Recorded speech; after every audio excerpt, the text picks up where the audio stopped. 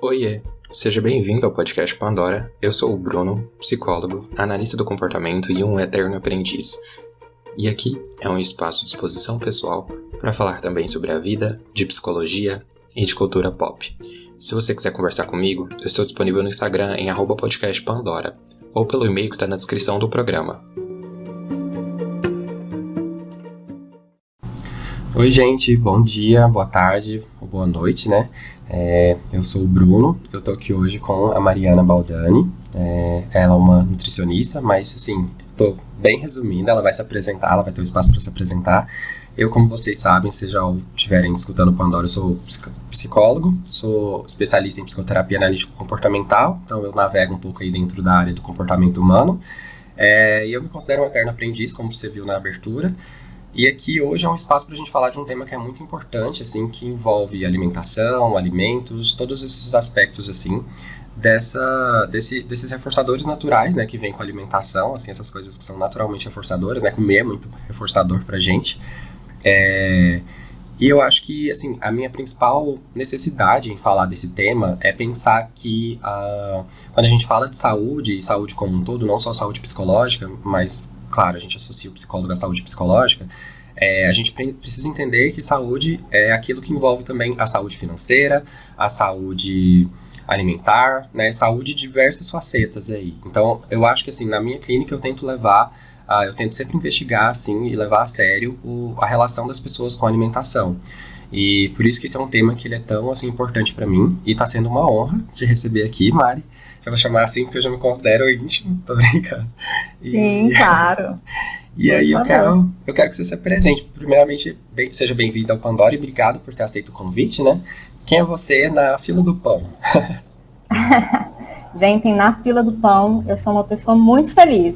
Gosto de pão. Adoro. Bruno, tô muito feliz de estar participando aqui do podcast. É uma grande realização para mim. E apresentando um pouquinho sobre mim, eu sou a Mariana, eu sou filha, sou irmã, sou amiga e também sou nutricionista e terapeuta nutricional. Eu trabalho na prática clínica, em consultório, de forma individual, com foco no comportamento alimentar e também com transtornos alimentares. Então, esse é o universo da minha clínica. Perfeito. Estou muito feliz e vamos falar sobre vários assuntos aí importantes que envolvem não só o comportamento alimentar, mas também a nutrição, né, a ciência da alimentação e a alimentação em si, né, Sim. Que é um direito aí, deveria ser um direito de todos, infelizmente não é. Inclusive recentemente, eu acho que eu até escutei eu não sei, eu acho que foi em algum podcast, porque a minha vida é escutar podcast, falando sobre o desperdício alimentar, sobre como o desperdício, acho que nos Estados Unidos, daria para alimentar diversos países assim do mundo. Então, essa questão de alimentação é também uma questão política, é uma questão de saúde básica, é uma questão assim de direito universal, né? É uma questão que tem tantas camadas que é uma pauta necessária. E claro, assim, eu adoro a Mari, adoro os conteúdos que ela produz, então essa, é claro, é uma primeira participação, mas eu espero que tenham outras, porque eu sei que assunto não vai faltar. E, além, assim, da sua apresentação, né, eu quero que você me fale também como é que você chegou na nutrição, né? O que te atraiu para essa área? Então, eu fui uma criança que eu não variava muito a alimentação. Eu sempre tive acesso à alimentação, disponibilidade ali dos alimentos, vim de classe média. Porém, eu não gostava muito de comer verduras, legumes. E durante a minha infância e adolescência, início da adolescência ali, eu sempre, quando eu fazia exame de sangue, eu tinha uma anemia discreta. A anemia, ela se dá pela deficiência ou de ferro, ou de vitamina B12, ou de ácido fólico, mas no meu caso, nitidamente, era uma anemia de ferro ali, que é a mais comum de acontecer. E eu lembro que eu estava na 8ª série, né, atualmente o 9º ano, no ensino fundamental, e eu falei, quer saber, eu vou comer feijão, porque eu não comia feijão, minha mãe sempre falava, come feijão para não ficar com anemia, come feijão. Aí eu falei, quer saber, eu vou dar uma chance. Aí eu comecei a adicionar o feijão ali todos os dias. No início eu não gostava, depois ficou uma coisa meio que indiferente, e hoje eu sou apaixonada. Mas eu lembro que 6 meses depois, eu repeti o exame e não tinha mais anemia. Que aí massa. Eu achei assim, muito curioso Aquilo me chamou muita atenção, só que junto com a adição do feijão, eu passei a variar, eu passei a comer mais variedade alimentar mesmo, né? Legumes, frutas, verduras. Então foi algo que eu achei interessante em relação à questão fisiológica, a questão ali do meu corpo, né? Olhando só o parâmetro do exame bioquímico mesmo. Perfeito. E justamente, né, no ensino fundamental eu falei, quero nutrição. E é uma coisa muito curiosa, porque todo mundo achava que eu ia para a parte de humanas. Eu sempre gostei muito de ler, de literatura, sociologia, psicologia. Só que a nutrição começou ali, bateu, me encantou. E eu pensei, essas questões de humanas pode ser um hobby, né? Eu não vou deixar de ler, não vou deixar de buscar aquilo que eu gosto. E hoje o meu trabalho envolve muito questões de psicologia, sociologia, antropologia, aliado ali, né, à alimentação, né? Que é o que dizemos que é o comportamento alimentar. Eu achei muito massa, porque você teve um movimento quase como de uma cientista mirim, né? Você foi ali e fez praticamente uma investigação empírica de, peraí, minha mãe tá falando, talvez eu tô anêmica, minha mãe tá falando pra eu comer ferro, então eu vou comer ferro, e a partir da adição do ferro ali na dieta, assim, do feijão, né? Teve uma mudança? Teve. Então pode ser que tenha uma correlação aí. E acho que isso foi muito massa, assim, você ter caminhado por aí e ter passado. Eu nunca... Pode falar. Eu nunca me arrependi, assim, de ter ido para nutrição, sabe? Que todo mundo... Eu cheguei a passar em psicologia, passei em letras, mas eu quero nutrição. E foi curioso porque no meio do curso, eu estudei uma matéria que chama Sociologia Aplicada à Nutrição. Que foi quando a gente entrou mais na parte política da alimentação, do comer social também, né? O comer como ato político, como ato social, e da transformação do alimento em comida. Desde ali do alimento retirado da terra, até eles se transformando em comida levado à mesa. Eu falei, cara, massa, gostei daí. Normalmente o pessoal que está no comportamento alimentar, os profissionais de maneira geral, claro, eles não gostam muito da forma como o curso de nutrição é levado, porque ele é muito focado em questões nutricionais, dietéticas e fisiológicas, né? A questão do corpo, do metabolismo, da fisiologia mesmo dessa matéria. Eu sempre gostei, né, dessa coisa focada na saúde física, mas quando eu estudei Sociologia Aplicada à Nutrição, a história da alimentação, falei, cara, é isso aqui que eu quero adentrar, né? Perfeito. E que é muito envolvendo outras partes que envolvem a saúde, né? Porque a saúde acaba, que nem a Organização Mundial da Saúde diz, saúde é um completo bem-estar físico, mental e social. Então a gente tem um tripé aí. Envolve a saúde física, que é a saúde desse corpo, mas envolve também a saúde mental, né? Que envolve questões psicológicas, cognitivas, emocionais.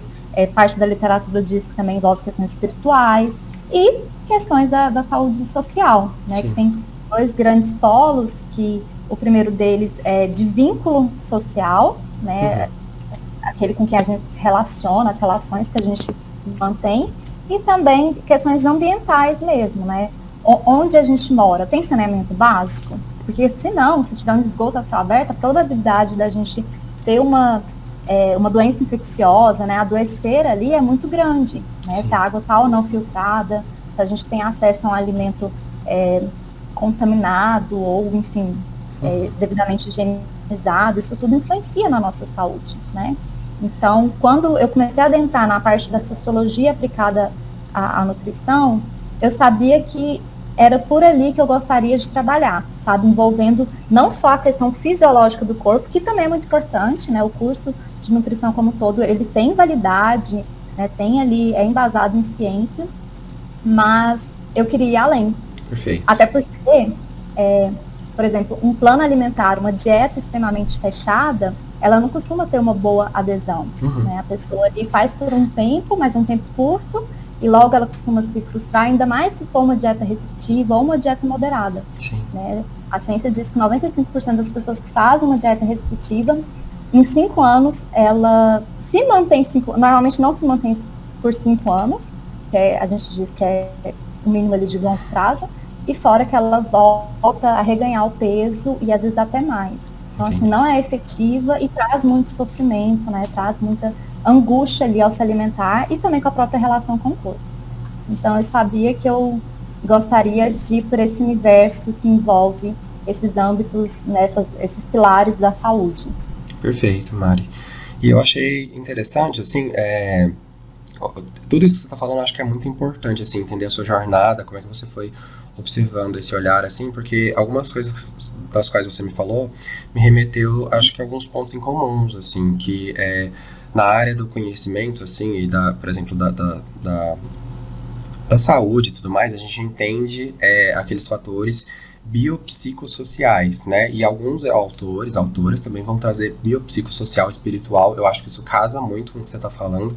E na própria análise do comportamento, quando a gente está falando mais especificamente de uma das ciências do comportamento humano, a gente vai falar da seleção por consequências dos comportamentos, né?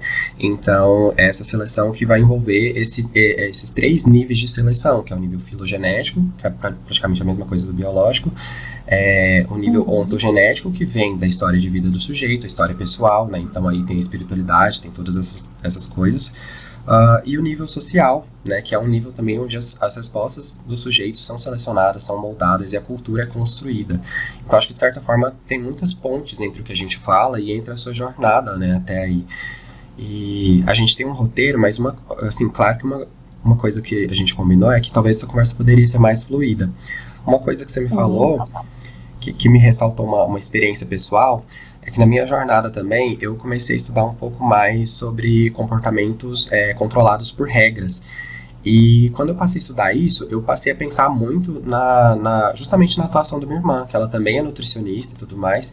E eu fui vendo assim, que muitas vezes tinha uma prática que levava para o aprendizado pelas regras, que a regra é basicamente seguir o que está lá, como um plano alimentar. E eu sabia pela literatura da psicologia que talvez isso nem sempre era efetivo, porque nem tudo que você fala para o seu cliente fazer, ele vai conseguir fazer, por N fatores, né? Total. Normalmente, na nutrição tradicional, a pessoa vai na consulta, fica em torno de 1 hora, no máximo 1h30, falando um pouco sobre alimentação, sobre hábitos gerais, e a partir daí, a pessoa, ela monta um plano alimentar que às vezes não é viável com o restante com as miudezas, as peculiaridades daquela pessoa. Imagina só, por exemplo, um nutricionista passou para você um lanche às 15 horas da tarde de pão francês com requeijão, iogurte e salada de frutas. Só que aí, antes de chegar esse momento do lanche, você bateu o carro. Ou seja, ficou estressado, né, teve esse imprevisto aí. Quando a gente fica estressado, libera o hormônio de cortisol no nosso corpo, só que ele não vem sozinho, ele vem junto do hormônio de apetite. Então, quanto mais estressado a gente está, mais fome a gente tende a sentir. Será que nesse dia, naquele momento, somente o pão, o iogurte e a salada de fruta iria te satisfazer? Tá? Capaz que não seria o suficiente. É claro que se a gente mantém mais ou menos uma mesma rotina, a gente tende a comer a mesma quantidade ali de alimento, né? Mas nem sempre o nutricionista, ele vai... Infelizmente, o nutricionista, ele pode favorecer a desconexão com o corpo quando se tem muitas regras. Perfeito. Sabe? Tem gente que tem gente que não é da fisiologia da pessoa, da rotina da pessoa, se alimentar de 3 em 3 horas. Então, por que ter que ser de 3 em 3 horas? Né? É muito mais válido a gente aprender sobre os diferentes tipos de fome e como a gente reage a eles. Né? Existe a fome física, existem 9 tipos de fome, toda fome é normal. Se a gente é um ser humano, a gente vai sentir qualquer tipo de fome. As mais comuns, fome física, fome emocional, fome social e fome específica, que é a fome por vontade. Tem muita gente que acha que é errado comer por fome emocional. Não é. Tem momentos, dependendo da situação de vida que a gente está passando, que a única forma da gente receber um acalento ali, um afago, é por meio da comida, é por meio da alimentação. Né? Porque a alimentação, ela abraça também, não é só alimentar esse corpo físico, essa matéria. É além disso, porque o alimento, ele significa abundância, felicidade, significa guerra, significa história, né? Em épocas de guerra no Oriente, foram a partir dali que eles passaram a comer diferentes insetos, porque a disponibilidade alimentar tinha diminuído, né? Então eles tiveram que, não, peraí, a gente precisa se alimentar. Então eles passaram a comer insetos e hoje em muitos países do Oriente é comum comer larvas, comer formiga, escorpião, enfim, né? Claro que não é da nossa cultura, mas dependendo da história ali de vida da região, por isso que no comportamento alimentar a gente diz muito que a alimentação ela envolve fatores biopsíquicos socioculturais, né? Que envolve também a cultura que a gente está, não só a cultura brasileira e regional, né? Por exemplo, a nossa do Centro-Oeste, mas também do núcleo familiar que influencia como a gente se relaciona com esse alimento, né? Sim. Então, assim, se a gente é um ser humano, a gente vai comer por diversos tipos de fome. É muito importante a gente atender a nossa fome física. Não tem nada de errado. O estômago está sinalizando, o corpo está trazendo sinais, como dor de cabeça, irritabilidade, distração, cansaço, queda de pressão. Às vezes, quando o estômago está muito vazio, o que ele faz? Ele manda uma mensagem para o cérebro, fala assim, cérebro, o seguinte, libera o hormônio de apetite que está acabando a comida aqui no estômago. Só que nisso ele também se contrai. Essa contração é o roncar do estômago, né, o barulho que ele faz, mas também parte do suco gástrico pode ir para a boca. A gente sente um amargor na boca. Esse amargor é um sinal de fome física. Então, assim, é interessante a gente entender do nosso corpo físico, mas também entender que a gente come sem a sinalização desse corpo físico, por uma fome não física, que pode ser emocional, que pode ser asocial, que pode ser a específica ali por vontade.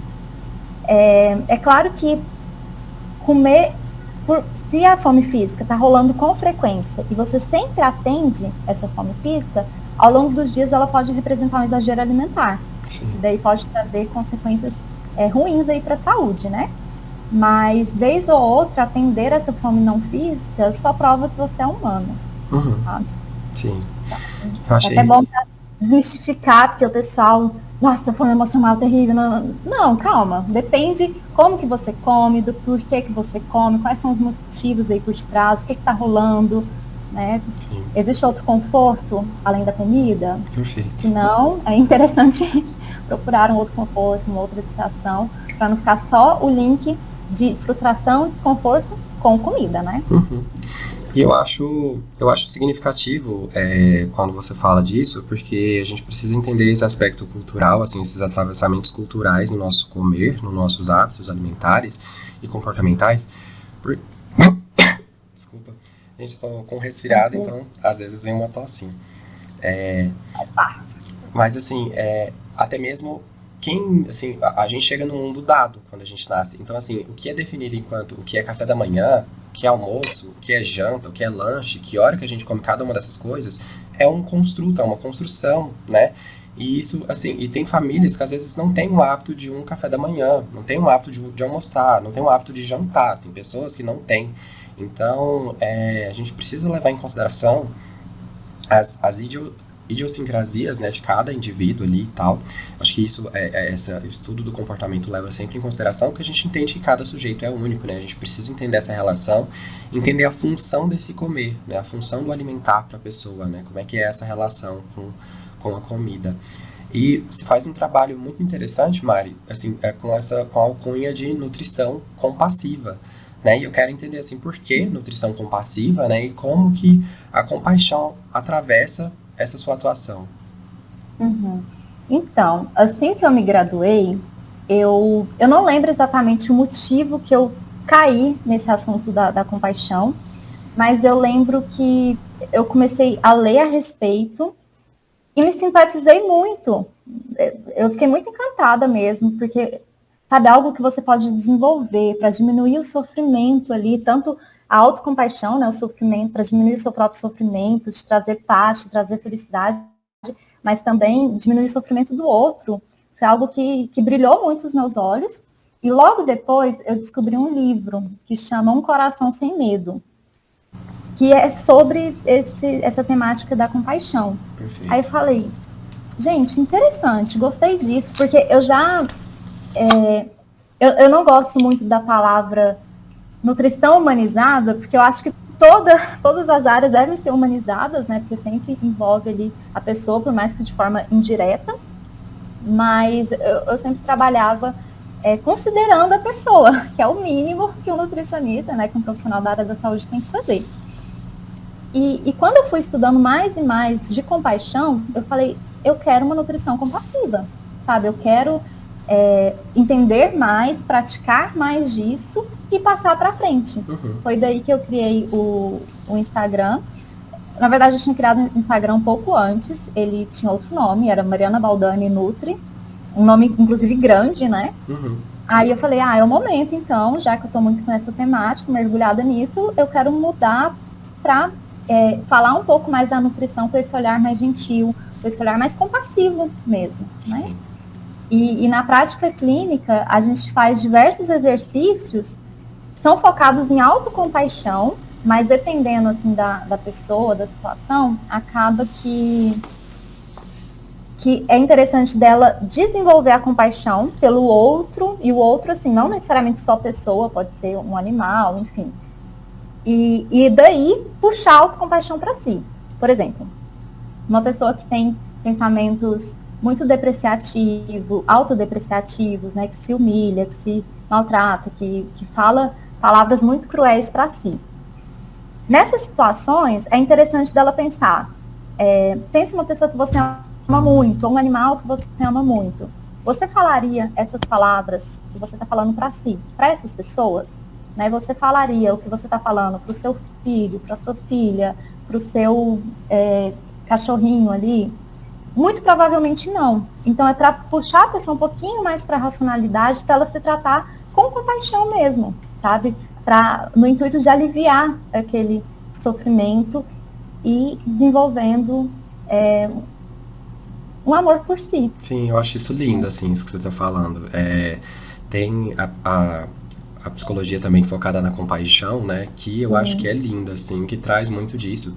Tem um livro da Christine Neff, se eu não me engano, eu nunca li ele na sua completude, mas assim, essa pauta eu fiz um curso com a Olivia Cunha, que foi sensacional, assim, e eu acho que é muito importante a gente levar em consideração como esse diálogo, que muitas vezes é interno, ele faz com que a gente, assim, claro que é um diálogo construído também no meio social, mas esse diálogo interno, esse diálogo internalizado, privado, que só a gente tem acesso, muitas vezes pode ser muito punitivo e coercitivo, né, no sentido de assim, nossa, você falhou, você é um fracasso, você não conseguiu seguir, essa autocobrança, né, vem vinculada a muitas coisas. Então, acho que quando a gente adiciona compaixão aí, é revolucionário, né, porque é um ato de amor próprio. Muito. E assim, no início pode parecer até um pouco forçado, mas isso vai sendo internalizado, porque, primeiro, pensamentos não são fatos, né? Quando surge um pensamento ali, ainda mais um pensamento autodestrutivo, é interessante a gente pensar, será que esse pensamento, duvidar desse pensamento mesmo, será que esse pensamento, ele é real? E se sim, tentar procurar a prova desse pensamento, para ver se realmente é um fato ou não, porque aquele pensamento que não é um fato, que a gente repete ele sempre, né, fica ali ruminando aquele pensamento, quanto mais a gente reforça esse pensamento, mais aquilo se torna uma verdade mesmo não sendo. E isso pode trazer muito sofrimento, né, se a pessoa tem uma relação ruim com o corpo, esse sofrimento muito grande pode ir para a alimentação também, né, porque existe essa associação de que você é o que você come. Mas isso é a maior mentira, porque a gente na verdade, onde a gente vive. O meio social, o meio político, que influencia diretamente como somos, né? E atinge, como a gente tinha comentado, esses 3 pilares da saúde. Saúde física, mental e social, né? Então, eu acho uma crueldade o pessoal achar que só fazer dieta ali, entre aspas, fechar a boca e fazer um exercício ali em excesso é o responsável por modelar o seu corpo, por emagrecer. E não necessariamente. Existem 108 fatores que envolvem que envolvem para o nosso corpo ser como ele é. Sabe? Não é só, inclusive até grau de escolaridade. Normalmente, quanto maior o grau de escolaridade que a gente tem, mais dinheiro, mais aquisição financeira a gente tem, e mais acesso à alimentação. Então, N fatores influenciam, fatores psicológicos, hormonais, né, de patologias, não só alimentação e exercício físico. Perfeito. E eu acho que, assim, ainda dentro desse campo da gente ir se apresentando e se familiarizando, eu acho que talvez você já até dê um pouco de noção, mas eu quero, assim, se você quiser falar um pouco disso também, como é que você foi sendo atraída, assim, sendo levada, né, para o estudo do comportamento alimentar? Você tinha me dito antes que foi por ver que, assim, essa necessidade de falar do que vai além, né, da nutrição, enfim, como um aspecto físico, né, fisiológico. Mas pode ficar à vontade. Olha, especificamente a respeito do comportamento alimentar, eu lembro que um pouquinho antes de eu fazer estágio na faculdade, eu estava no 4º ano, o último ano, que era o 5º ano, que era de estágio. Então, um pouco antes do estágio, teve uma aula com a minha professora Ana Elisa, lá da UFO, que foi pós-feriado, e eu lembro que muita gente tinha emendado e só tinha ido na aula, eu e uma colega de turma, a Aline, e foi uma aula fantástica, que a professora tinha passado um texto a respeito da responsabilidade do nutricionista em relação à sociedade, à mídia, no consultório, nos grupos, na televisão, enfim. E aquele texto, ele mexeu de uma forma ali comigo. Eu fiquei, sabe, uau, que texto bom, porque rola muito, assim, de vários nutricionistas, infelizmente, serem antiéticos, usarem o corpo como uma forma de vitrine. Não, se eu sou magra, forte, você consegue ser... Não. E não é por aí, né? Isso não diz de saúde. Perfeito. Né? Então... Aí eu achei que o texto fez muito sentido e eu fui procurar, era um capítulo de um livro chamado Nutrição Comportamental. E eu nunca tinha escutado essa expressão antes, né? Até porque eu já tenho aí quase 10 anos de faculdade, tem um cadinho de tempo. Mas aí eu fui atrás do livro e eu lembro que logo depois eu iniciei o estágio e tinha alguns estágios que eu tinha um pouco mais de tempo livre. Estágio de psiquiatria, o estágio de hemodiálise e o estágio social também nas escolas municipais de Uberlândia. Eu me graduei em Uberlândia, né, sou de Goiânia, mas me graduei lá. E eu lembro que nesses momentos que eu tinha mais livre, eu perguntava para a nutricionista responsável, né, por mim, como estagiária, se eu podia ler, se eu podia fazer outras coisas que eu queria fazer. E elas falaram que sim, e eu fui lendo o livro Nutrição Comportamental. Eu falei, é isso, vou me graduar e vou para esse lado da nutrição comportamental. Daí depois, né, depois que eu me graduei, eu fiz um movimento para pós em comportamento alimentar pelo IPGS vir para Goiânia, porque até então a gente só tinha nas grandes cidades como São Paulo, Rio, Fortaleza e Brasília também, mas ficava inviável, Brasília é pertinho de Goiânia, né, mas ficava inviável eu ir lá uma vez por semana, na questão de dinheiro mesmo, por início de formação.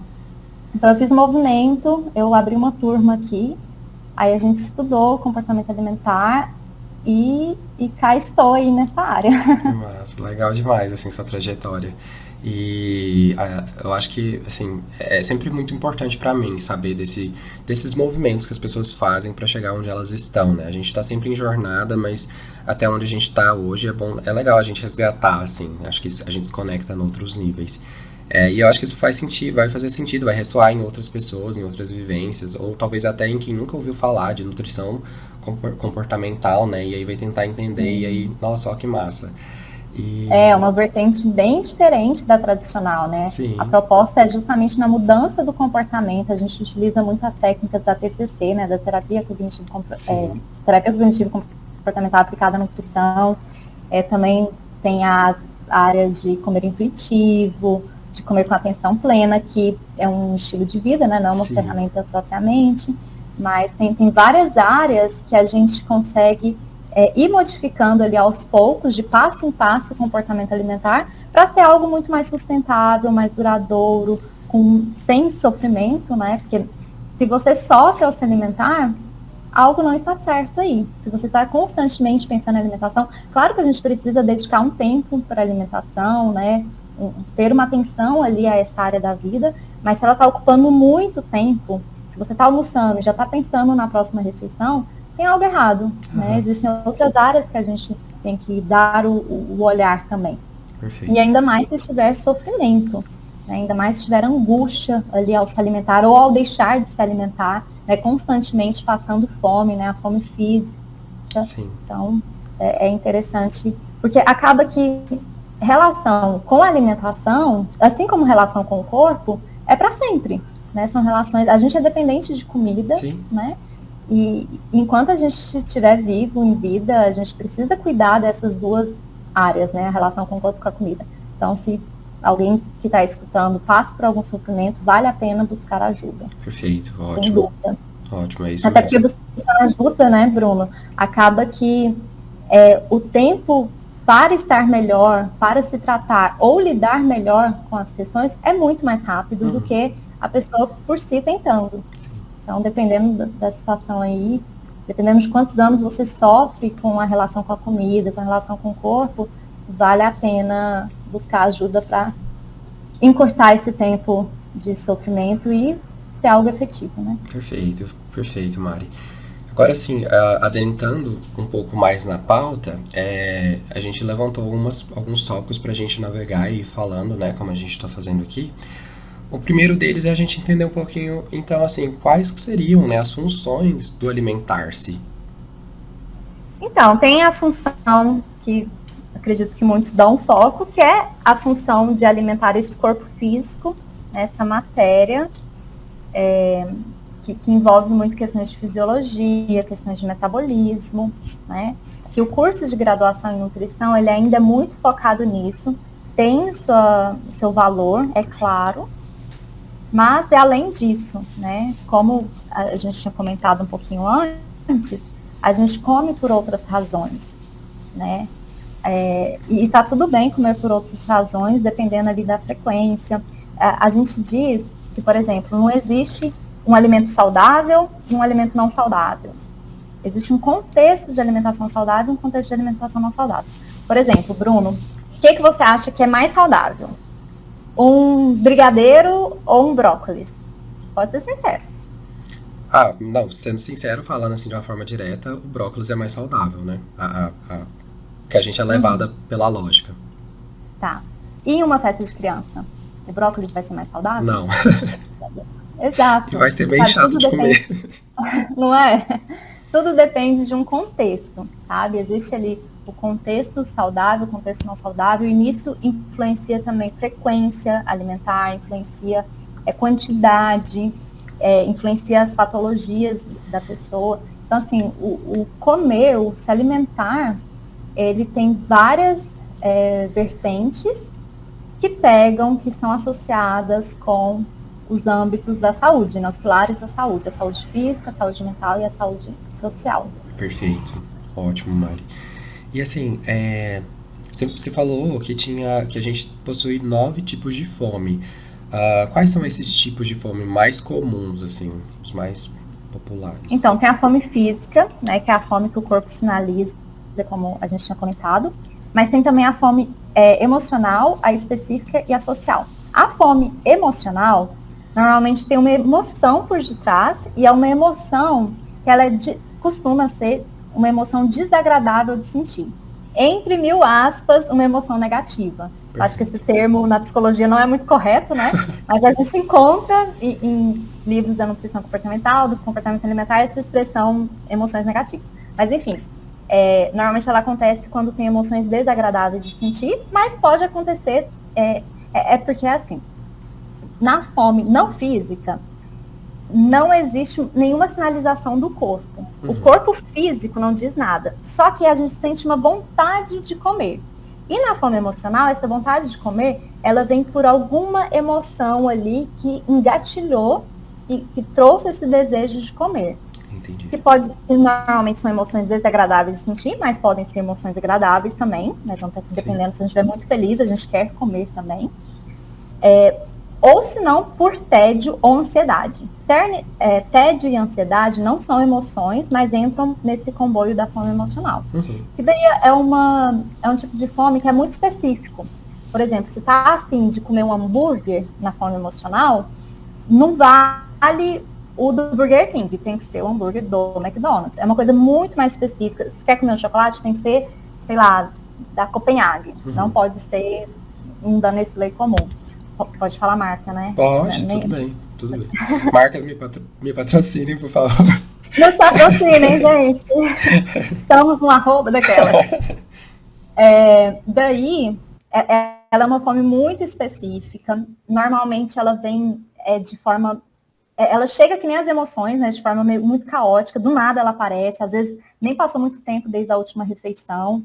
Então ela chega com uma certa urgência e ela requer uma certa fartura. Por exemplo, quando eu tenho fome emocional, normalmente eu quero algum bolo no pote, só que eu peço 2 de uma vez. Só que durante a fome emocional, nem sempre eu como os 2. Tem vezes que sim, mas tem vezes que nem a metade de um eu como. Então varia muito, mas vem esse senso de urgência, sabe? De urgência, de fartura, a gente quer de imediato. Já na fome específica, é uma fome... como o próprio nome diz, específica, que também pode ser chamada de fome por vontade. Por exemplo, eu tô lá no Instagram, daí eu tô olhando lá o feed e eu vejo um bolo de cenoura. Aí eu olho o bolo de cenoura, aí eu quero um bolo de cenoura, quero um bolo de cenoura. Essa é uma fome específica, né? Aconteceu algum estímulo, nesse caso um estímulo visual, que me deu a vontade de comer o bolo de cenoura. Isso pode passar com o tempo, às vezes 20 minutos depois, dependendo do que você está fazendo ali, da distração, você nem vai lembrar mais desse bolo. Mas se ficar por muitas horas, um dia ali pensando nesse bolo, às vezes é interessante de você ir atrás dele para comê-lo, porque uma fome específica que perdura por muito tempo, por muitos dias, a probabilidade da gente exagerar na alimentação, tanto na alimentação sem ser a do bolo, quando no momento do bolo, né, quando você vai de fato comer o bolo, é muito maior. Então tem pelo menos aí mais de um exagero alimentar. Então é uma tática aí para se aprender. Não, será que até agora eu estou pensando, já tem 2 dias, não, vou lá, vou comer, porque já estou exagerando em outros doces que eu nem queria tanto, enfim. E por fim, né, uma das mais comuns é também a fome social, que é quando a gente vê o outro comendo, ou vê o outro mexendo com comida, preparando comida, e mesmo que o nosso corpo não queira, surge essa vontade de comer. Né? A gente vê, às vezes está sem fome, só que tem um pessoal dividindo uma pizza, e alguém te oferece. Aí, por fome social, você vai lá e come ou não, né? Uhum. Tem o poder de escolha também, dependendo, não ir para essa fome não física. Ótimo. Então essas, em geral, são as mais comuns. São as mais comuns. E eu achei muito interessante, porque à medida que você foi falando, eu fui fazendo uma leitura meio que analítico-comportamental da fome, né? Acho que quando você fala da fome emocional, eu acho que ela tem algum nível paralelos com comportamentos que a gente vai chamar de comportamento de fuga e esquiva, que é e também o conceito de esquiva experiencial, que é muito trazido na ACT, que é uma das correntes contextuais da análise do comportamento, que é a ideia de você, assim, estar vivenciando uma situação aversiva, uma situação ruim, e aí você tenta sair daquele contexto aversivo, né? Essa saída do contexto aversivo, essa fuga ou esquiva, envolve, por exemplo, o alimentar-se, comer, né? É o comer. E quando você me falou sobre a fome específica também, eu fiquei pensando como aquilo, dentro de uma contingência, é muito claro, né, que aquilo foi algum tipo de estímulo, né, um estímulo visual para que, por exemplo, se eu estivesse em privação, ou seja, se eu estivesse sem comer bolo de cenoura por muito tempo, provavelmente a minha vontade de comer vendo um bolo bem bonito ali seria, até mesmo a gente falando aqui, né, pode dar a ideia de nossa, depois eu quero comer um bolo de cenoura, né? Então, assim, é muito interessante quando a gente vai olhando para isso. E uma coisa que a gente está falando assim também, mas acho que vale a pena a gente se aprofundar, é como é que a gente aprende, né, a se relacionar com a comida e com os alimentos. Então, depende muito de como já é a sua relação com esse alimento. Né? Existe, primeiramente, eu acho interessante falar um pouquinho do que é um comer normal, um comer funcional. Não gosto muito da palavra normal. Tá. Na literatura diz comer normal, mas eu prefiro usar o termo comer funcional e também disfuncional para a gente entender, para a gente entrar dentro desse assunto de como que a gente pode aprender a se relacionar com a comida. Existe um texto da Ellen Satter que eu gostaria de ler, que explica um pouquinho do comer normal. Por favor. Posso? Por favor. Deixa eu abrir ele aqui, peraí. Ó, Um comer funcional, um comer normal, é ir à mesa, comer o que gosta e se sentir satisfeito, sentir que foi suficiente. É selecionar os alimentos por serem nutritivos ou agradáveis. É ter a permissão para comer, mesmo que esteja feliz ou triste, ou simplesmente comer porque faz se sentir bem. É, às vezes, comer demais, se sentindo cheio e desconfortável, ou não comer o suficiente, ter desejado ter comido mais.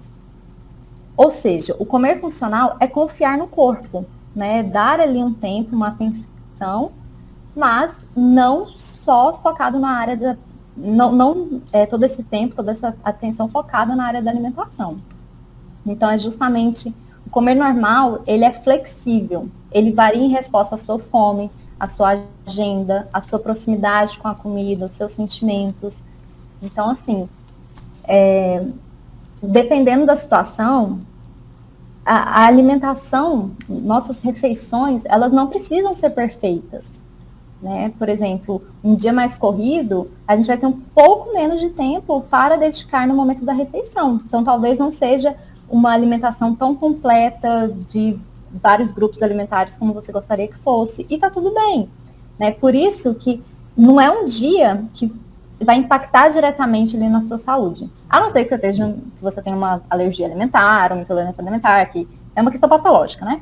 Mas, assim, ao longo dos dias, por isso que a gente diz, é super interessante a gente ter uma variação alimentar, né? Isso contribui, isso ajuda para a nossa saúde, mas às vezes não é possível a gente variar a alimentação todos os dias. Então, já que não é possível todos os dias, o que você acha de variar por semana? Sei lá, uma vez na semana você compra hortifrutis, verduras, legumes, frutas, aí na outra semana você já... se uma semana você comprou mamão, brócolis, almeirão, na outra você compra repolho, couve-flor e brócolis, sabe? Vai variando ali por semana, que é uma coisa... É uma maneira um pouco mais fácil da gente melhorar a saúde. Então, comer, ele é extremamente flexível, sabe? Existem várias variantes que influenciam a gente em comer ou deixar de comer, né? Perfeito. Já o comer disfuncional, ele traz algum sofrimento. Por exemplo, alguns comportamentos típicos de um comer disfuncional. Deixa eu pegar aqui. Pular refeições, fazer restrições constantes de caloria ou de algum nutriente, como, por exemplo, restringir o carboidrato simples da alimentação. Na verdade, os alimentos ricos em carboidratos simples, né? É ter muita questão da dicotomia alimentar. O que significa isso? Achar que um alimento é saudável e um alimento não é saudável. Um alimento vai emagrecer, um alimento vai engordar, um alimento vai fazer bem para a saúde, um alimento vai fazer mal para a saúde. Como a gente tinha dito aqui antes, não existe isso, de um alimento saudável e um alimento não saudável. Existe um contexto de alimentação saudável e um contexto de alimentação não saudável, né? Sim. Essa dicotomia, endeusar um alimento e demonizar outros alimentos, né? Colocar um ali no pedestal, um superalimento, e o outro ali criticando, depreciando, isso só piora a sua relação com a comida. Porque nisso, com essa dicotomia alimentar, pode surgir muitas neuroses, assim, surgir pensamentos destrutivos que vão impactar na sua saúde, não só cognitiva, mas pode atingir o comportamento mesmo, né? Sim. Então, além disso, um comer ali disfuncional, que a gente também pode chamar de comer transtornado, é uma necessidade extrema de controle na alimentação, que a gente tinha conversado mais cedo sobre regras. Nem sempre precisa de uma coisa fechadinha, não, até porque a vida, né, o trânsito da vida não é fechado, né? Então, a questão da presença de exageros ou compulsões alimentares também diz de um comer disfuncional, né? Os sentimentos de culpa, de remorso, né? Arrependimento após ter comido um alimento que a pessoa considera proibido, também traz muito sofrimento, né? Então, assim, frente a essas vertentes, como você tinha dito, rola muito essa questão da recompensa. Os alimentos que a gente gosta, são prazerosos, né? A gente come ali um chocolatinho que a gente é fã, ele libera serotonina, né? Rola uma questão hormonal, neurológica, que a gente se sente bem. Só que a gente sempre, quando a gente estiver em sofrimento, a gente ir para essa busca, fazer esse link muito forte com a alimentação, pode, em algum nível, nos prejudicar, dependendo da frequência que esse sofrimento aparece. Quando eu digo sofrimento, qualquer sofrimento, né, de qualquer área. É normal a gente, às vezes, fugir do sofrimento, né, querer fugir dele, não querer lidar com ele. Sim. Mas, por outro lado, é interessante da gente buscar outros confortos, outras distrações ali, para a gente sentir momentos um pouquinho mais felizes. É claro que, né, a vida não é só felicidade, né, a vida é boa e ruim, não boa ou ruim, né? Não existe essa polaridade na vida.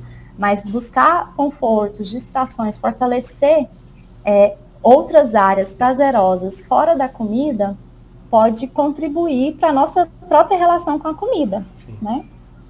E o aprender a se relacionar, né, com a comida, com os alimentos, envolve muito essa questão.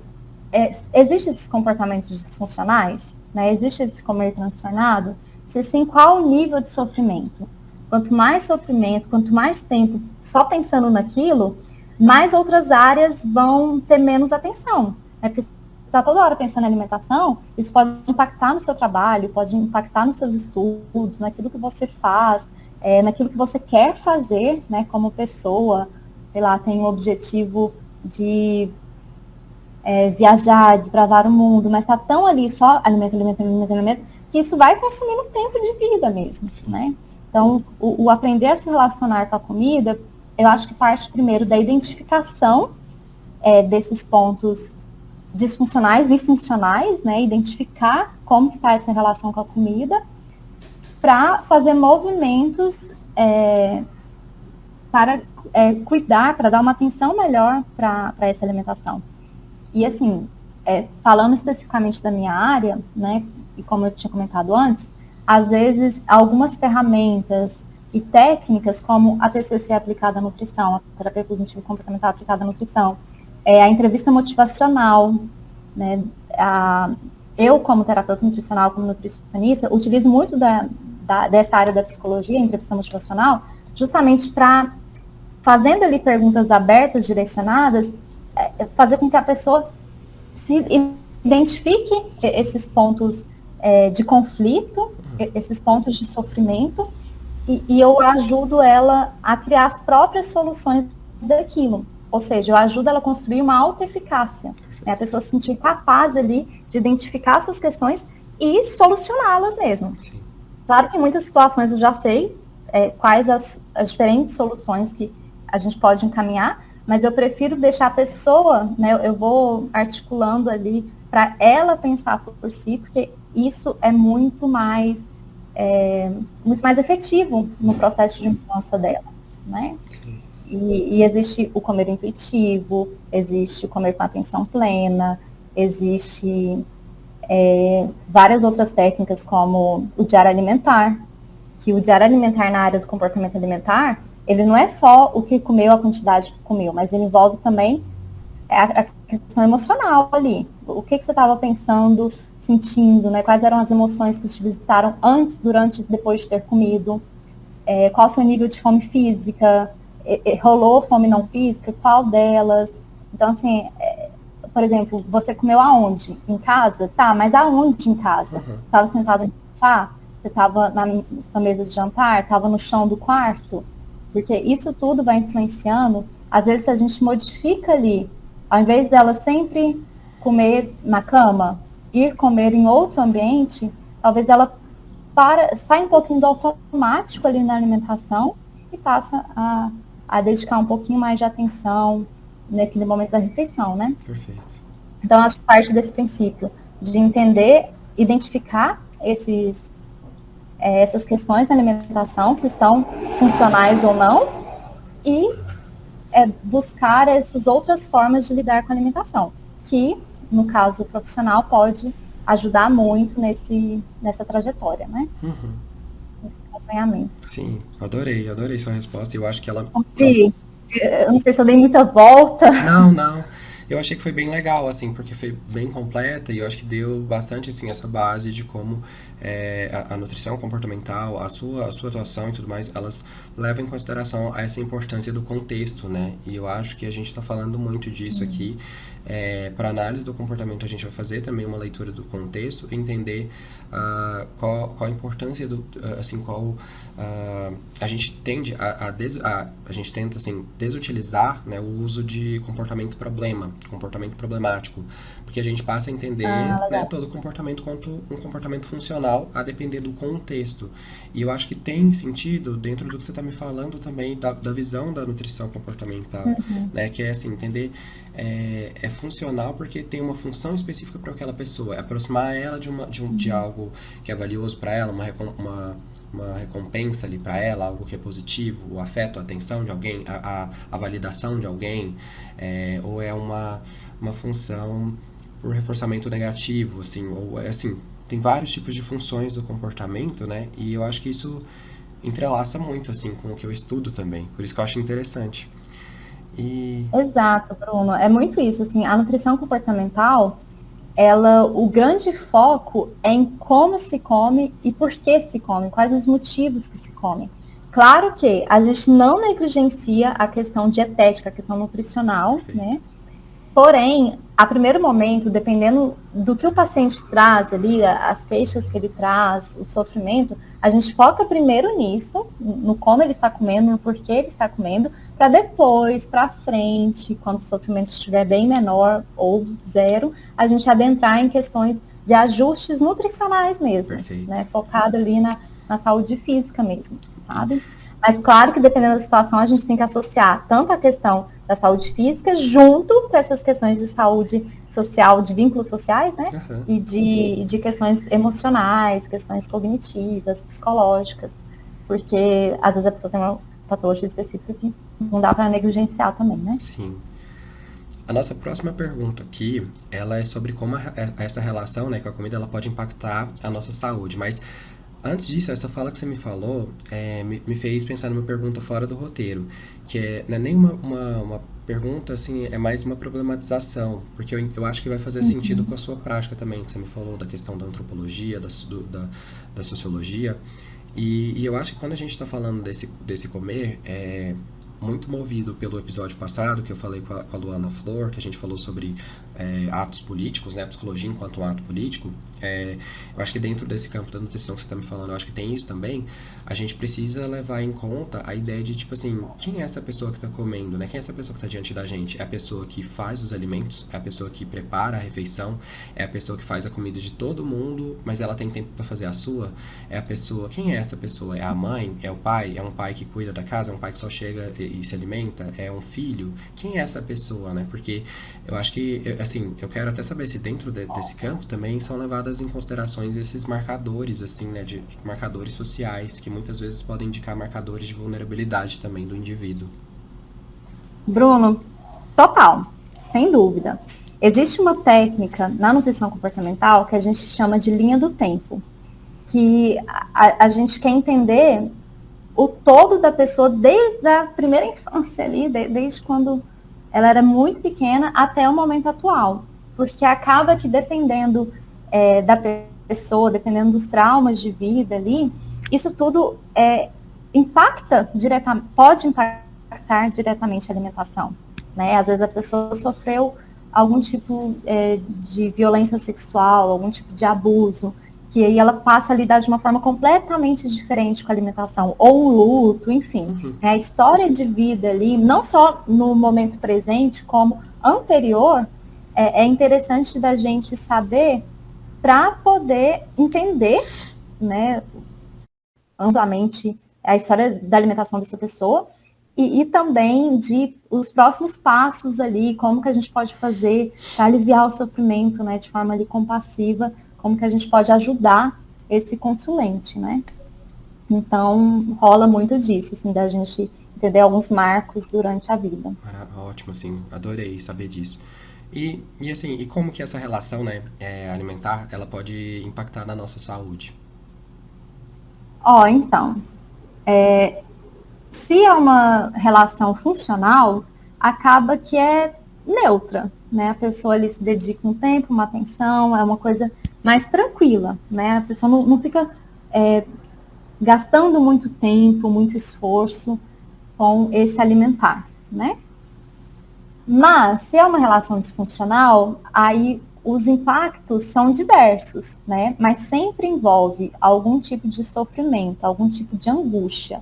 E nisso, como também a pessoa ela perde um tempo só nesse universo da alimentação, acaba que não sobra tanto tempo para outros prazeres, para outras descobertas, para outras dedicações ali que ela poderia ter se não tivesse esse sofrimento tão impactante, né? E é muito curioso porque a gente se alimenta todos os dias, né? A gente tem que se alimentar pelo menos uma vez por dia, né? Mas umas 2, 3, enfim, mas no mínimo uma vez por dia. E se a pessoa tem uma relação ruim com a comida, com a alimentação, todo dia ela vai sofrer em algum momento, quer seja por comer ou por deixar de comer. Então, assim, o impacto é diverso, são impactos psicológicos, impactos de relação, né? Às vezes a pessoa deixa de sociabilizar porque ela tá com medo, ela tem receios ali de ir num rodízio de pizza, né? De entrar em contato. Então, ela deixa de celebrar a vida de uma pessoa, de um aniversariante, de uma pessoa querida, porque ela não quer lidar ali com aquele momento da alimentação, da comida, né? Então ela pode, eu acredito que ela é um pouco menos feliz do que ela poderia ser se ela tivesse uma relação melhor com a comida. Entendi. Sabe? Sim, sim. Faz muito sentido. E eu vou tendo vários insights, assim, à medida com que a gente falando. Um deles foi pensando, assim, enquanto a alimentação, ela é tão importante, ela é tão significativa e quantas variáveis, né, isso influenciam nessa nossa relação, né? Porque a gente para pensar, então, tem todas essas questões que a gente está levantando aqui e tem questões políticas, né? O preço das coisas hoje, né? Movimentações do governo, impactos de relações internacionais que afetam no preço de tal produto que chega, que a gente exporta. A pandemia, né, e as mudanças sociais, assim, nas relações de negócios mesmo, e como isso vai impactando na vida dos brasileiros, das brasileiras, das pessoas, né, como um todo. E especialmente no poder de compra poder de mesmo. compra, né? sim, né? A gente, até assim, eu já vi alguns debates no sentido de tem se feito muito mais,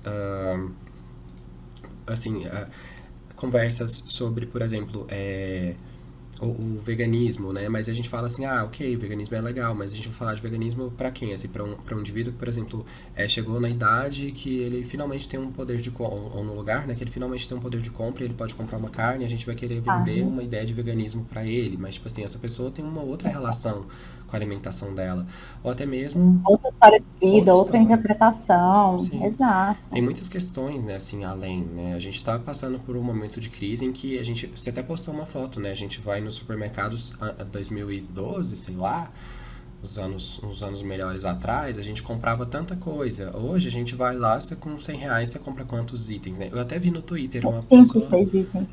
Uma pessoa no Twitter postou. Mas essa imagem sumiu pra mim. E assim, eu até vi no Twitter também uma pessoa postando justamente assim que alguns anos atrás também fez uma lista de compras, a lista acho que era de 2012, com 70 e poucos itens assim de compra ali. E hoje a gente sabe que a gente não compra tantos itens assim com o mesmo dinheiro, né? Claro, tem inflação, tem muitas coisas assim, mas a gente está passando por uma série de questões assim que são muito violentas também, né? Para a relação que a gente mantém com os nossos hábitos alimentares, né? Sim, o próprio sistema que a gente está inserido, né, o capitalismo é um sistema muito violento, como ele é hoje, né? Talvez no futuro a gente tenha evoluções do capitalismo, ou quem sabe a gente não parta para um ecossocialismo, enfim. Mas, assim, atualmente o nosso sistema é muito violento, né? Que é muito essa coisa de ter que produzir, ter que gerar dinheiro, e o dinheiro é essencial para ter não só acesso à alimentação, mas também a segurança, né? Outras questões também. E a gente está num momento muito delicado, né? Num momento sociopolítico extremamente entristecedor, né? Que várias pautas são negligenciadas, a gente continua no mapa da fome, né, que anos atrás a gente tinha saído dele, mas voltamos ao final do governo Temer, né, e até hoje estamos no mapa da fome. A insegurança alimentar, né, o poder de compra diminuiu, a inflação está a 12% atualmente, vários alimentos, tem alimentos com mais de 50% inflacionados, e alimentos assim, de hortifruti, né, de arroz e feijão, de alimentos de óleo, né, de alimentos básicos ali para a gente sustentar. Imagina, então, alimentos como carne, alimentos ricos em proteína, né? Sim. Até mesmo o frango está muito caro, né? Então, isso assim, eu falo isso como uma pessoa extremamente privilegiada, uma pessoa que tem dinheiro para comprar, mas eu estou me assustando com os valores, né, que a gente encontra no supermercado, que a gente come fora. Então, isso impacta diretamente a nossa saúde, não só a saúde alimentar, mas a saúde mental. O quanto a gente está mais estressado, mais ansioso, mais depressivo também, né? Não é à toa que a nossa geração é marcada por pessoas que têm depressão ou algum transtorno de ansiedade generalizada, porque a forma como a gente vive, ela não está muito feliz, né? Esse sistema não está nos fazendo bem, fora que causa impactos ambientais gigantescos que a gente não vai conseguir, assim, eu não tenho uma visão muito positiva que a gente vá se dar bem daqui um século, sabe? Com certeza, eu acho que antes disso a Terra vai se remexer aí. Sim. E pode ser muito ruim para a gente, humanos, né? A Terra vai continuar aí, mas eu acho que pode ter impactos muito grandes, né, no clima em si, né, na temperatura da Terra, enfim. Sim. Eu acho que a gente está dando um tiro no nosso próprio pé, na nossa própria casa, que é a Terra, sim. né? Sim, se a gente não leva em consideração, por causa do sistema, por esse né? Sistema, exatamente. Essa selvageria, né, do capitalismo, assim, de consumo, produção. E só um olhar individual, sim, sabe? Cada um por si ali. Mas a contraponto também é interessante de ver muitos coletivos, muitas comunidades dando o olhar ao outro, né? Ainda mais que a gente não tem uma liderança capaz de olhar para os brasileiros, sim, né? O governo Bolsonaro, ele é muito negligente com a maior parte da população, né? Isso tudo como reflexo de 300 anos de escravidão, né? O Brasil é um país muito corrupto, e não só no governo atual, mas especialmente agora, porque eu vejo muito o governo Bolsonaro como um governo de autoenriquecimento, sabe? Ele só está a fim de enriquecer ele e a família dele. E a forma como ele trata, como ele faz a política, a diplomacia que ele não tem, acaba que nos machuca muito, porque a gente está num processo ainda pandêmico, né? Claro que antes estava ainda mais grave, que não tinha vacinas e tal, e ele nunca chegou em público ali e, sabe, falou um sinto muito, nunca nos acolheu, e estamos, de certa forma, todos enlutados, né? Teve gente que perdeu pessoas muito próximas, então isso impacta. A gente está vivendo ainda esse luto, e com certeza lá para frente isso vai trazer algumas questões, se já não estão trazendo, né? O aumento do estresse, enfim, da ansiedade. Acho que são as reverberações emocionais do contexto social e político no qual a gente está, né? E a gente está falando disso aqui quando a gente está falando de alimentação e de nutrição. Então, acho que é isso, né? Porque tudo é político, sim, né?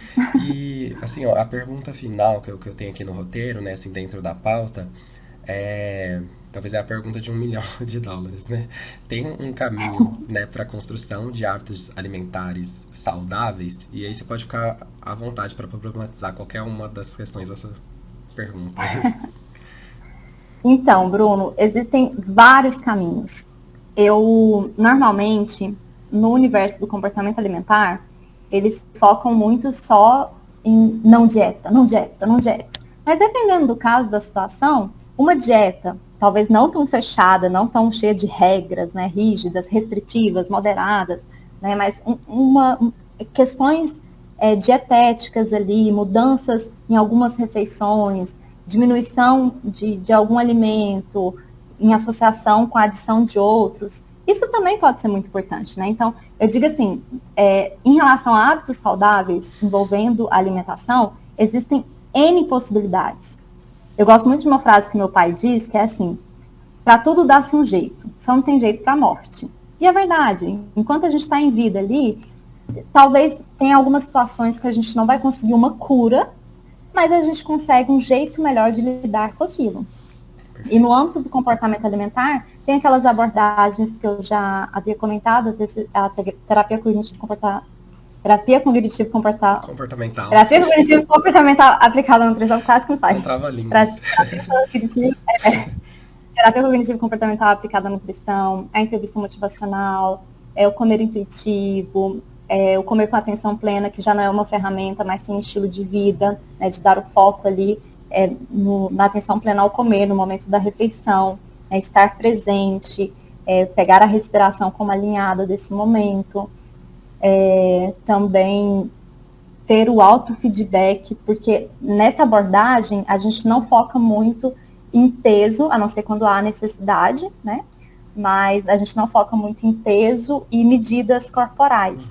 Então a gente vai vendo outras melhorias ou piorias, ou que ainda não melhorou, do estilo assim, meu intestino está funcionante, eu estou indo ao banheiro todos os dias, estou evacuando ali, ok, eu sinto mais disposição, eu não estou indo tanto para a comida nas fomes emocionais, enfim, a gente vai fazendo esse autofeedback para entender os pontos que já estão melhores, e até para a pessoa entender que está rolando melhorias, está tendo avanços, por mais que não sejam tão quantitativos, né, eles são qualitativos, mas não tão quantitativos quanto um peso ali, um número na balança, né? Mas também para ela continuar nesse processo e reconhecer o que ela ainda não melhorou, o que ela pode melhorar, o que ela pode lidar melhor. Então, assim, são N caminhos e varia muito de cada situação, de cada pessoa, né? Mas para tudo dá-se um jeito. Até mesmo em relação a transtornos alimentares, tem parte da literatura científica diz que transtorno alimentar tem cura. Parte da literatura diz que não tem cura. Eu acho que tem cura, porém é muito difícil de se curar. Então, só o fato da pessoa lidar melhor com isso, sabe, isso não trazer tanta angústia para ela, tanto sofrimento, já é extremamente positivo, né? Então, é importante buscar ajuda, especificamente quem tem algum transtorno alimentar, procurar ajuda não só com o nutricionista aprimorado em transtornos alimentares, mas também com o psicólogo aprimorado em transtornos alimentares, o psiquiatra, dependendo da situação, precisa do médico também, né? Então, essa é a equipe mínima para contribuir para que a melhoria seja mais rápido. Né? Porque dependendo, a pessoa está anos e anos ali em sofrimento, será que vale a pena continuar nesse sofrimento? E não só por questões na busca profissional, mas hoje em dia a gente tem muitas informações, tem muitos livros legais em relação a essa relação direta com o corpo. Tem um livro que eu quero recomendar, ele se chama Não Sou Exposição, da Paola Altea, que é muito didático, muito claro, em alguns momentos até levemente poético. Eu acho uma delícia esse livro. E bem informativo, explica super sobre o comer transtornado, né, o comer disfuncional, também sobre transtornos alimentares não especificados e também transtornos alimentares clássicos e a relação com a comida, não só na parte de transtornos. Maravilha. Tem também um livro falando mais sobre questão da alimentação, que se chama O Peso das Dietas, que é da Sophie Derham, que eu também recomendo. Eu tinha comentado de Um Coração Sem Medo também, que é o livro sobre compaixão. Então, assim, foi um prazer, né, estar recebendo você aqui, Mari. A gente conseguiu elaborar esse roteiro, né, com a sugestão temática por você, a idealização de pauta, né, e o direcionamento feito por você também. Eu acho que foi um tema sensacional, assim, e assim, a gente tocou em vários, mas imagino que há vários outros também para a gente poder navegar. E eu queria saber o que você achou, queria um feedback. Eu achei uma delícia. Eu sou um pouco suspeita para falar, porque eu amo desse assunto. Eu sou uma pessoa que gosta muito desse universo do comportamento alimentar. E mais do que ter gostado, eu acho que isso que você faz, o trabalho que você faz aqui no Pandora, é muito é muito revolucionário, porque passa informação de qualidade, né? Pessoas que estão, às vezes, passando por uma situação, que se identificam com o que a gente conversou, é uma possibilidade, é um caminho para a pessoa, peraí, tem solução para o que eu sinto, né? Tem algum tipo de possibilidade de caminho para eu ficar um pouco melhor comigo mesma, né? Com a minha alimentação, com a minha relação com a comida. Então, eu amei essa conversa e eu acho o trabalho, assim, extremamente digno, respeitoso, e eu espero que perdure por muito tempo. E mais do que isso, quero voltar muitas vezes. Não é mais uma, são muitas vezes. Tá mais que convidada. E eu sou o tipo de pessoa, ó, pra quem tá escutando, eu cheguei, Bruno, vamos fazer isso acontecer. Bruno, quero participar do seu podcast. Sim. Então, muito feliz que ele me abriu essa porta. Extremamente feliz. Obrigada. Por nada, assim, foi um prazer, né? Foi um prazer pra mim. E eu acho que eu gostei muito de quando você lembra do seu pai e traz essa frase dele, né? Pra tudo dar-se um jeito, porque eu acho que isso traz uma esperança, assim, também, né? Quando eu te pergunto, tem um caminho? E você me fala, não é só um caminho, mas vários. Então, assim, acho que isso dá esperança, isso dá possibilidade, né? Eu acho isso maravilhoso, assim. E é o que a gente está precisando em um momento tão difícil, sim, né? Sociopolítico tão triste mesmo. Desafiador. Isso é difícil, muito desafiador. Agora a gente passa para o momento final, que é o unboxing. O unboxing é um quadro de indicações, né? Assim, eu já tinha anotado aqui algumas dicas da Mari, aí você vai me falando se tá tudo certo e se precisa acrescentar alguma coisa. Você indicou os livros Um Coração Sem Medo, eu não lembro o autor. É o Tu Tem de Pano, depois eu te faço, porque eu não sei falar a pronúncia. Tá, não, tudo bem, mas é Um Coração Sem Medo, Nutrição Comportamental. Você mencionou um textinho da Ellen Satter também durante a conversa. Citou seu pai. Meu pai, Rodolfo Baldani. De muitos anos atrás, não lembro a referência.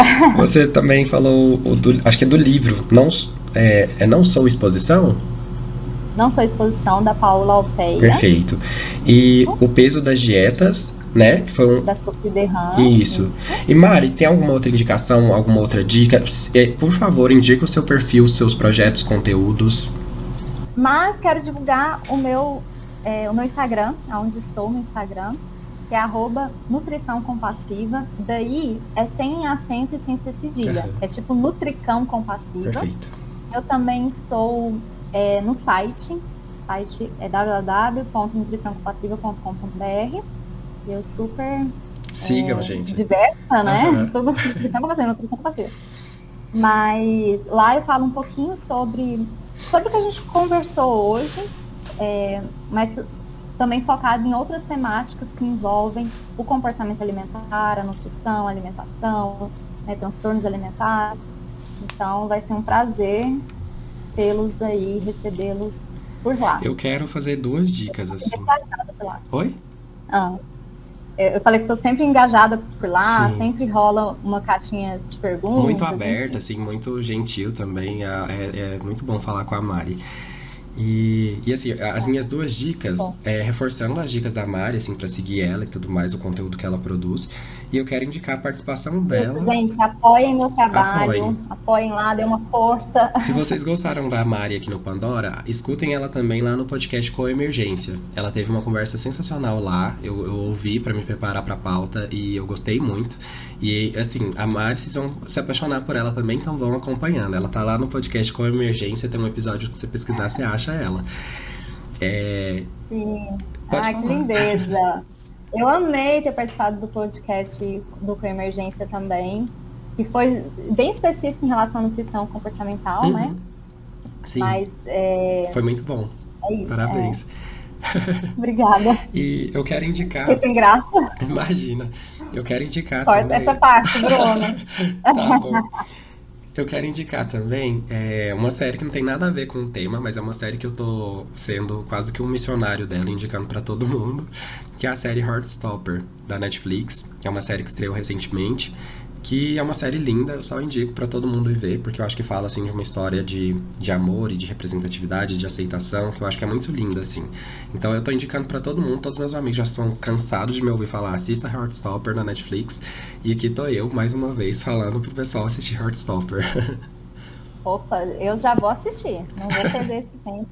Final de semana, o próximo ali, já tô vendo. Então é isso, assim, gente, a gente vai encerrar a conversa aqui com vocês, mas a gente vai continuar conversando no privado, aqui em off, né? E espero que vocês tenham gostado. Obrigado, Mari. Sim. Tem o Instagram do Pandora, também pode mandar algumas dúvidas, né? Sim, Algumas questões. pode mandar por lá também, que Então, eu se encaminho. rolar dúvidas sobre a nossa conversa, ou por lá, ou pela Nutrição Compassiva. Perfeito. E qualquer coisa a gente faz uma extensão aí dessa conversa de hoje. Eu amo. Pode ser, Bruno? Pode ser, tô aqui pra isso. Combinado, então. Obrigado. Obrigada, Bruno. Eu vou. Tchau. Tchau. O podcast Pandora está disponível nas principais plataformas de áudio. Se você gostou do que ouviu aqui, não esquece de seguir no Spotify ou na Amazon, de assinar e avaliar no Apple Podcasts, de se inscrever no Google Podcasts ou no Castbox, ou ainda de favoritar no Deezer. Assim você fica por dentro sempre que sair um novo episódio.